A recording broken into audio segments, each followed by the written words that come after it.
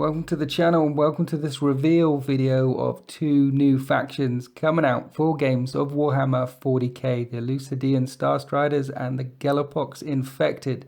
Now currently these factions are only available in the Kill Team Rogue Trader expansion, which gets the pre-order goes up on the 8th of September. You can buy them a week later. So if you want to get these mini codexes and the models, you're going to have to get Kill Team Rogue Trader expansion. But these factions are fully compatible with games of Warhammer 40k. There's points in here, there's stratagems in here, there's special abilities in here, there's HQs and troops and all that sort of stuff that you would expect for a normal faction.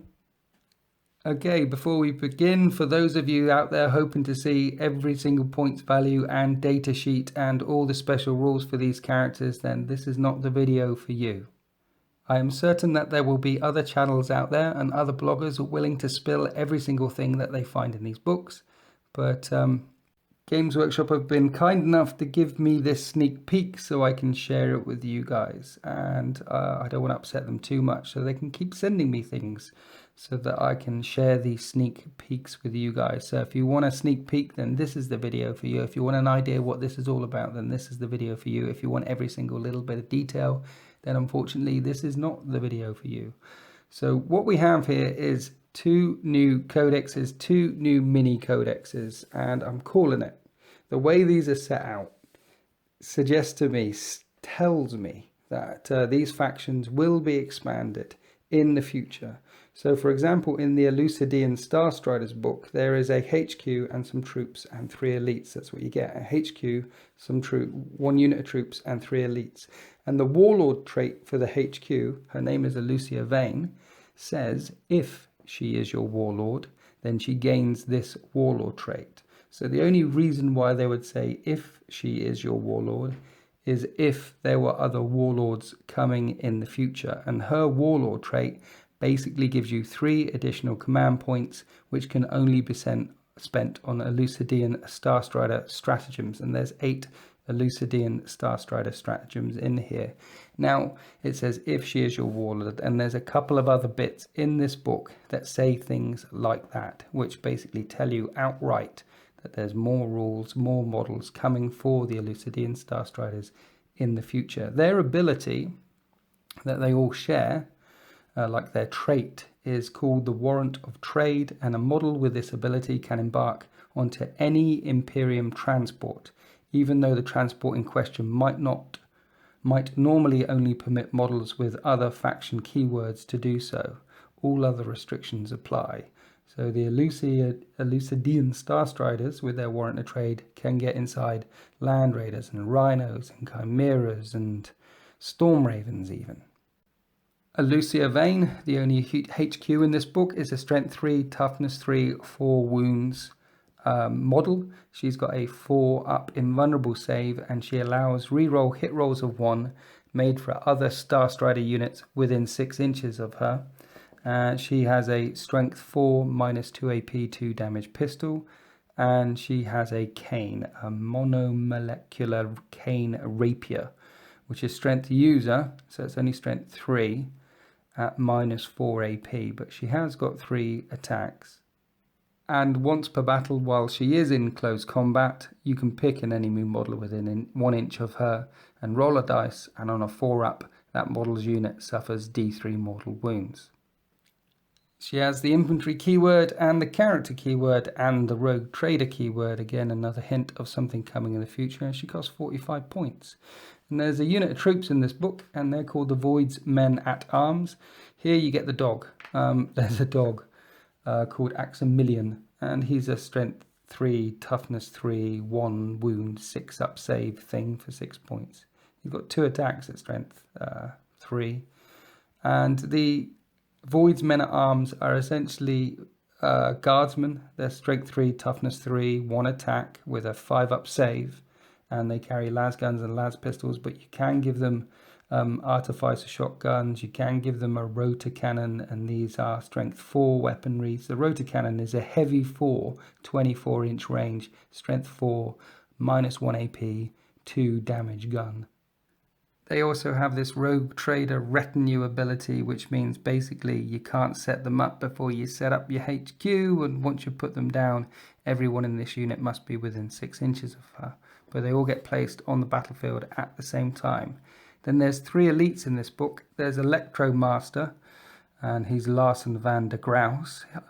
He isn't very pokey on his own, but he's a buffer. He gives Starstrider units wholly within 6 inches of him a 5-up invulnerable save. That's for shooting and close combat.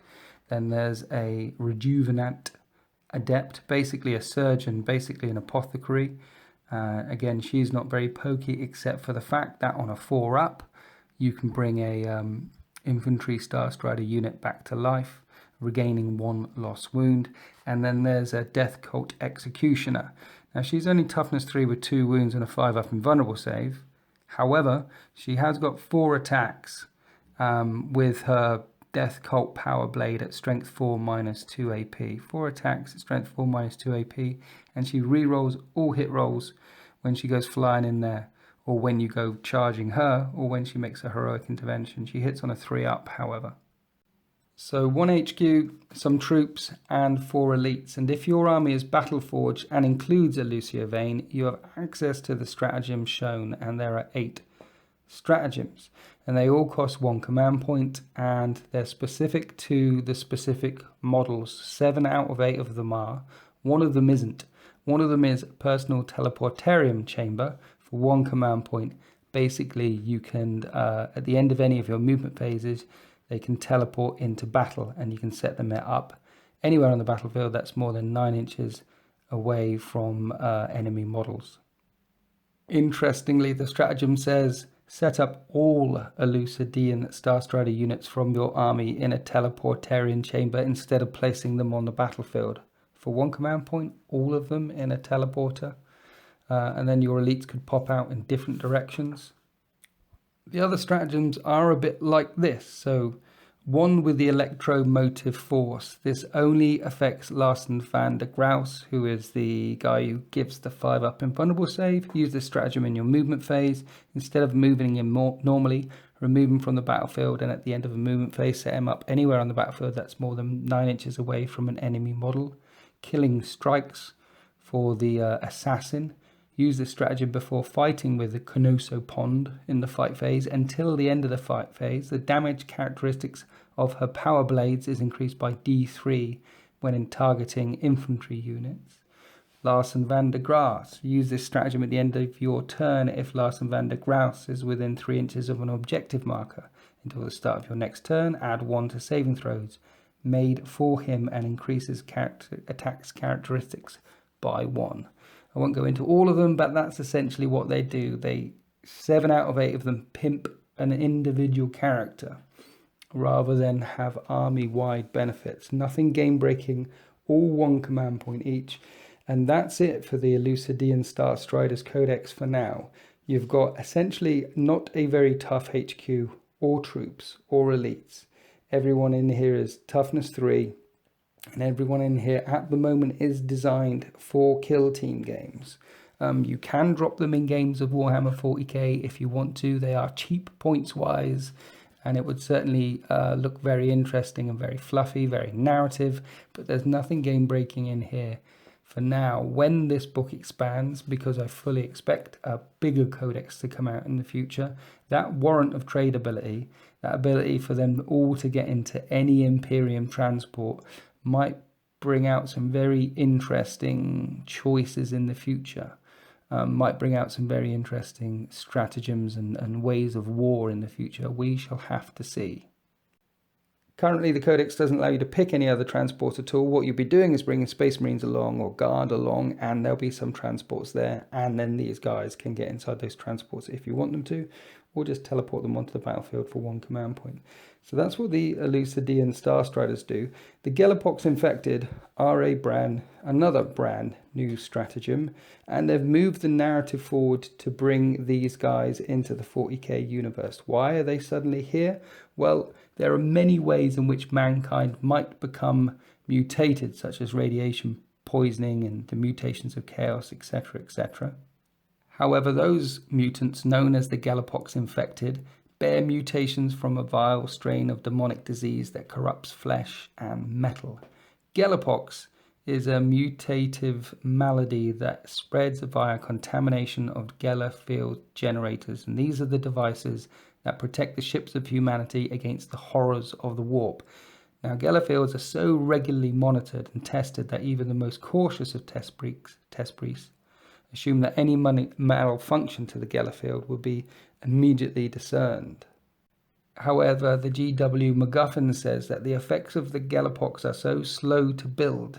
They only begin with disturbing dreams until they eventually gradually escalate, and those working with, in and around the Geller field generators find themselves drawn to the device, and eventually the corruption grows strong enough that the workers and crew are compelled to dismantle certain machine parts or remove symbols of warding, and in this way the Gellerpox infection spreads, and eventually these things become mutated, and you have the Gellerpox Infected, a brand new faction infecting the warships and starships of the Imperium. Right, in the Gellerpox Infected book, you have a HQ, 2 troops, and 1 elite, which all have disgustingly resilient, so that they're going to ignore wounds on a 5-up. But there's also 3 fast attack options in this book, which are called mutoid vermins, and these are essentially creatures that come buzzing and crawling their way out of the warp. So there's 3 flavors of these vermin, which don't have disgustingly resilient, and they're basically organisms and creatures that once suckled upon humanity, that infested starships, and they've grown in size as they've been exposed to warp energy. 3 of them. The eye stinger swarms and the curse mites are 3 points each. The sludge grubs are 4 points each. Now, eye stinger swarms are movement 10, strength 2, toughness 2, with a 7+ save. They get D3 attacks, and they don't take up a slot in a detachment that includes Vulgra, the thrice cursed. We'll get onto him in a bit. And you subtract 1 from hit rolls for attacks when targeting this unit. The unit contains 4 eye stinger swarms, and you add 1 slain model to this unit at the start of every turn. So if you kill a couple, then 1 will come back. You kill a couple, 1 will come back. They have the fly keyword.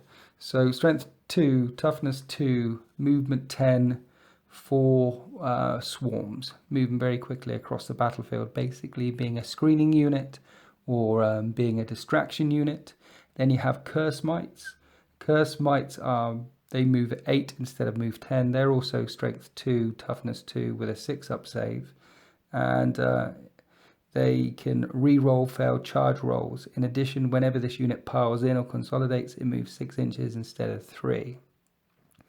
And then you have the sludge grubs, who are only movement 5, which is interesting for a fast attack choice, and they're strength 3 but toughness 2 with a 6-up save. All of these units have got a weapon skill or ballistic skill of 4, well, if they can shoot.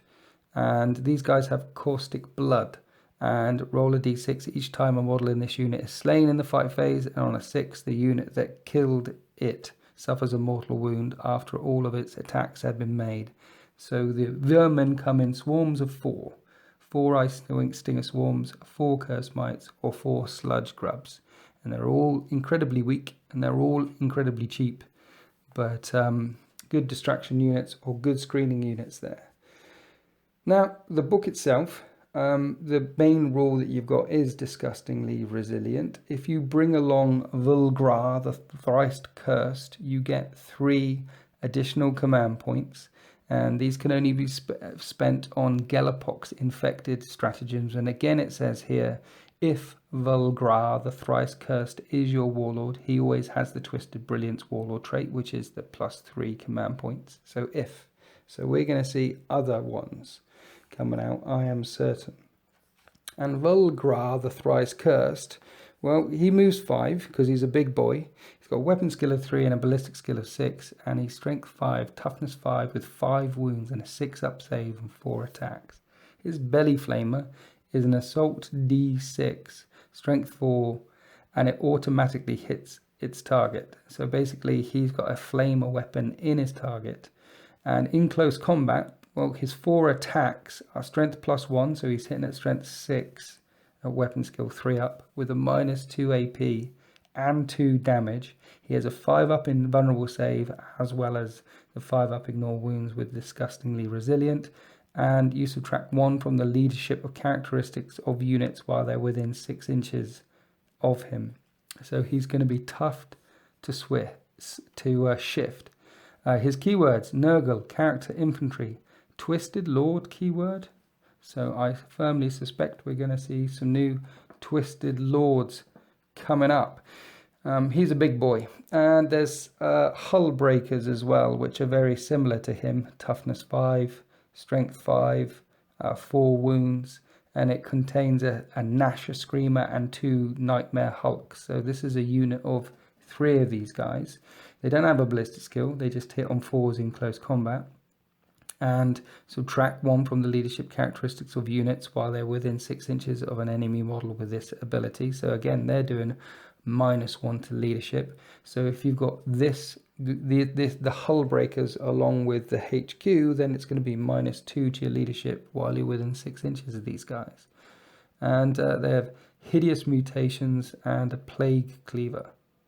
I should mention that it says that only 1 of this unit can be included in your army for now, and the Gnasher Screamer is armed with that plague cleaver, which is strength user, so they'll be hitting at strength 5, -2 AP and 2 damage, and you reroll wound rolls of 1 for this weapon. And then the hideous mutations on the other guys are the same, -2 AP, 2 damage, but without re-rolling the wound rolls of these weapons. So they're basically tanks. They don't have a 5 up invulnerable save, they have a 6 up save and 5 up disgustingly resilient. But at toughness 5 with 4 wounds, they're going to take some shifting. And at 31 points a model, they're very cheap. Did I mention they're elites? Hull Breakers are elites. Right, onto troops. The first troops are the Vox Shamblers. Now, they're twice as expensive as Poxwalkers from the Death Guard Codex. So what do you get for twice your points? Well, first up, you get a 5 up invulnerable save as well as disgustingly resilient. So they should be twice as tough to remove, toughness 4. Models in this unit, Gellerpox masks. Models in this unit have a 5 up invulnerable save. Each time you make an unmodified saving throw of 6 for this unit in the fight phase, the unit that made the attack suffers 1 mortal wound after it's made all of its attacks. So this unit's 5 up invulnerable save. They're getting hit back by an enemy unit in close combat. And every time you make a 6 when you're saving, you're doing mortal wounds back on the unit that hit you. So 5 up invulnerable save. If you're rolling 6s, you're doing mortal wounds back again. That's nasty. Then you've got 5 up disgustingly resilient. But that Gellerpox mask will only work in close combat. These guys have mutated limbs and improvised weapons. They come in a unit of 3, by the way, just units of 3. And their mutated limbs and improvised weapons are -1 AP. So they're hitting on 4s, they're strength 4, but -1 AP attacks. So they're not bad. A unit of 3, you're going to want more than a unit of 3. I hope these guys in the future come in big swarms of 10 or 20, and then you can just throw them forward. The second unit of troops are called Glitchins, and Glitchins come in units of 4, and they cost 4 points each, and they're incredibly cute. And they're strength 2, toughness 2. And they do have a 5 up invulnerable save because they're demonic. They do have disgustingly resilient. And they do have the squishable keyword, just like Nurglings. So models in this unit only receive the benefit of their disgustingly resilient ability against attacks with a damage characteristic of 1. So basically they're a very cheap troops unit. They also have weapon glitch, which is quite a nice special rule, which is subtract 1 from hit rolls made for attacks with ranged weapons that target this unit. They have the Nurgle keyword as well, so you could put Miasma of Pestilence on them, making them -2 to hit when people shoot at them. But mainly, they're very cute. So I like Glitchins. That's the Gellerpox Infected book. We have a tough as nails HQ we have a unit of 3 tough as nails hull breakers, which are cheap for the points, and then some cheap troops, the glitchins, and some not so cheap troops, the Vox Shamblers, and then some interesting mutoid vermin scrabbling around as well. Gellerpox Infected stratagems. There's 8 of them, and 2 of them are specific to Vulgar Thrice Cursed, so we won't deal with them, but the other 6 are very interesting. And they're all 1 command point each. Mutoid Infestation, 1 command point. Use this stratagem at the end of your movement phase. Choose a unit of mutoid vermin from your army that's been destroyed. Set them up again. Wholly within 12 inches of a friendly Gellerpox Infected unit and more than 9 inches away from enemy models. Corruption and Decay. Use the stratagem at the start of the fight phase. Choose an enemy unit within 3 inches of a Gellerpox Infected unit from your army. Until the end of the phase, add 1 to all wound rolls made for your Gellerpox Infected models from your army when they target this enemy unit. That's quite nice. Rancid Vomit. Use this strategy in your shooting phase. Choose a Hull Breakers model from your army. Choose an enemy unit within 6 inches of it. Roll 3d6, and every 5 up, that unit suffers a mortal wound. Machine Glitch. Use this stratagem after a unit of glitchlins from your army has fought. In the fight phase, choose an enemy vehicle within 1 inch of it and roll a d6 for each. Choose an enemy vehicle unit within 1 inch of the unit and roll 1d6 for each model in your unit. For each roll of a 4 up, the enemy unit suffers a mortal wound. Geller Shift for Vox Shamblers. In your movement phase, instead of moving this unit normally, it can make a Geller Shift and basically be redeployed on the battlefield more than 9 inches away from an enemy unit. That makes Vox Shamblers, that troop's choice, even better. And Twisted Blessings. Use the stratagem at the end of your movement phase. Choose a Hull Breakers model, the big boys, and that model regains 1 lost wound. Couple of standout stratagems there. The +1 to wound for any Gellerpox Infected unit on an enemy unit within 3 inches. That one's nice. And also the Geller Shift. These are the troops, the Vox Shamblers, that have a 5 up invulnerable save and a 5 up disgustingly resilient. And whenever they make their 6 up invulnerable save in close combat, do mortal wounds back again. Well, you can pick them up and place them down anywhere on the battle grid more than 9 inches away from an enemy unit. Some interesting stratagems. Alright, so let's take a step back. In games of Kill Team, it looks like the Elucidian Starstriders are vastly outmatched and outnumbered by the Gellerpox Infected. And it looks like they're going to have a very bad time. I'm sure that the points and the game in Kill Team, it'll all balance out. Now, in games of 40k, the Elucidian Starstriders, we're not going to see them very much as a standalone faction. We're not going to see people dropping them in to armies of Warhammer 40k very much because, let's face it, they're guardsmen with some special abilities here or there. And why not just bring along some guardsmen with some regimental doctrines and things like that? Why not bring along a guardsman platoon and a heavy weapon squad with a las cannon or some mortars? But they're interesting because the codex is designed to be expanded in the future. The Gellerpox Infected, on the other hand, are very interesting straight away. I can see me bringing some Hull Breakers, or I could see me bringing a faction of these guys along to Warhammer 40k as soon as I get them painted up, because they're tough.